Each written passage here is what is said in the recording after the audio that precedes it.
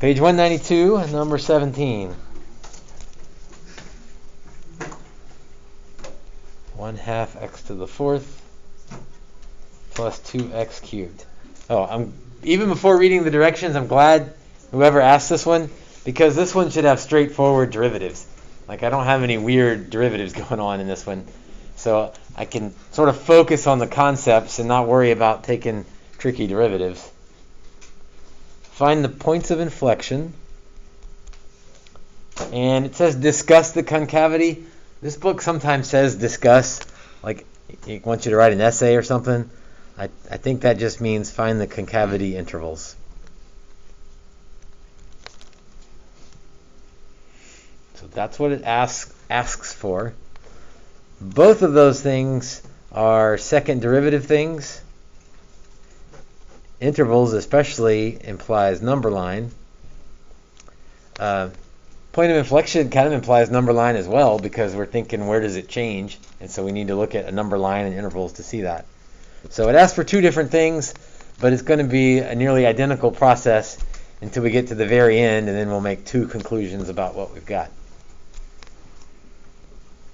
All right, dy dx. Again, just to mix it up, y prime, dy dx, f prime, all the same thing. 1/2 times 4 would be 2x cubed plus 6x squared. That's my first derivative. I would use that to get critical points and maybe do a first derivative test with intervals. But this doesn't ask me anything that has to do with extrema, so I don't have to pause here and find anything with this. I can just keep on going and get the second derivative, which would be 6x squared plus 12x.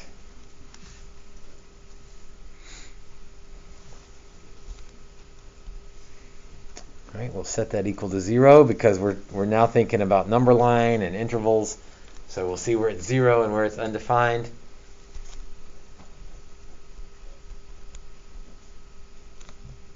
So x equals 0 and x equals -2 become my, again, I wish they had a name, but they don't. Uh-oh, almost put those on in the wrong order. That would have been embarrassing. So again, those are sort of like critical points, but it's the second derivative, so they don't have a name. It's the whatever the equivalent is. So I'll check my intervals.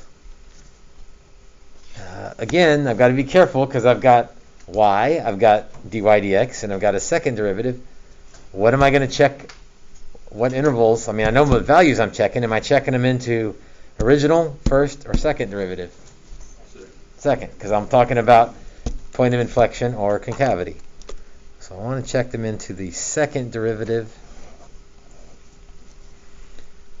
So if I plug in -3, oh, I will have to keep up with some values here. 6 times 9 is 54 plus -36. Well, I don't have to keep up exactly. 54 minus 36 is positive. Right? If you're helping younger siblings and they ask you what 54 minus 36 is and you tell them positive, that's not going to be helpful to them. But for us, that's all we care, so it's positive. So that would be concave up. F is concave up. Be careful about who we're talking about here. If I plug in -1, I get 6 minus 12. 6 minus 12 is negative. So that means F is concave down. Usually with polynomials it alternates, so I'm guessing what the next one's going to be, but let's make sure. 6 plus 12 is positive. Second derivative is positive. That means the original is concave up.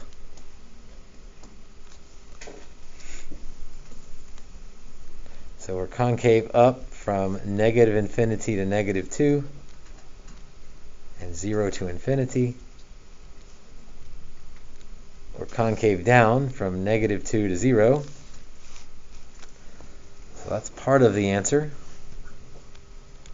There are points of inflection at x equals -2 and x equals 0 because the concavity changes. The second derivative changes signs. And it says points, so that suggests, points, x and y.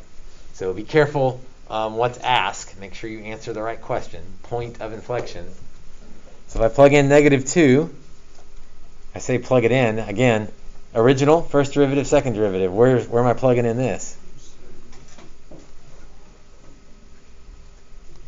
If I want to find a point on the graph, and I've got the x value, is it going in the original, the first derivative, or the second derivative? The original.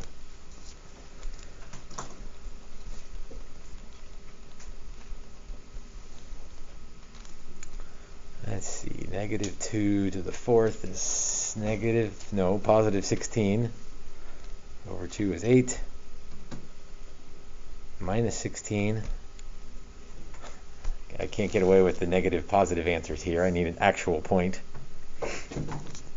0 is an easy one. 0, 0.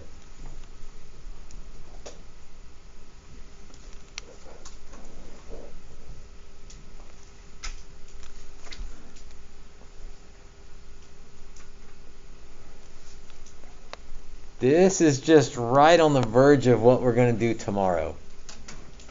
Like, we found this information. Now I want to combine that with some first derivative information about increasing and decreasing. I'll have some critical points on the graph. Critical points and important points. -2, -8 would be down here. 0, 0, but those are inflection points. But I don't have any first derivative information, so I better be real careful about how what I put on that.